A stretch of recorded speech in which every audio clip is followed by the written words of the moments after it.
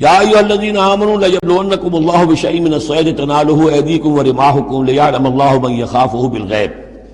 کیونکہ اس سورہ مبارکہ کے شروع میں آئی تھی یہ آیت کہ جب تم احرام کی حالت میں ہو تو تم شکار نہیں کر سکتے. تو اب اللہ تعالیٰ کی ایک سنت ہے، وہ آزماتا ہے، سخت ترین امتحان لیتا ہے. فرض کیجئے کہ ایک قافلہ جا رہا ہے بیچارے حاجیوں کا، اور انہوں نے احرام باندھا ہوا ہے، کوئی شے نہیں ہے، کھانے کے لیے کچھ نہیں ہے، لیکن اب جو ہے ہرن صاحب جو ہے اٹکیلیاں کرتے ہوئے قریب آ رہے ہیں، اور وہ پکڑ نہیں سکتے، قتل نہیں کر سکتے، احرام میں ہیں، بھوک بھی ہے، لیکن یہ کہ چاہے تو ذرا سا نیزہ مارے تو ہرن کو پکڑ کو جو ہے وہ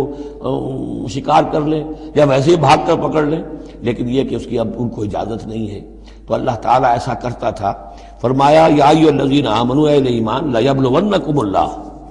لازماً اللہ تمہیں آزمائے گا، بشیء من الصید، شکار کے ذریعے سے، تنالہ ایدیکم ورماحکم، جن کو کہ پا لیں گے آسانی سے تمہارے ہاتھ اور تمہارے نیزے،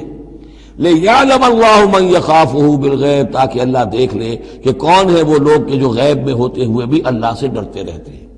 کہ موقع ہے، بھوک بھی ہے، ہرن بھی بالکل پاس ہے، بالکل قابو میں ہے، جیسے چاہیں شکار کر لیں، لیکن ہاتھ بندھے ہوئے ہیں اس لیے کہ احرام باندھا ہوا ہے. تو جس کے دل میں ایمان ہوگا وہ اپنی بھوک کو برداشت کرے گا، اللہ کے حکم کو نہیں توڑے گا. فمن اہتدی بعد ذلک، اب کسی سے غلطی ہو گئی، تجاوز کر بیٹھا، بھوک کا غلبہ زیادہ تھا، فلہ عذاب علیم، اس کے لیے دردناک عذاب ہے. البتہ یہ کہ آگے چل کر اس کے لیے کفارہ بھی بتا دیا گیا ہے.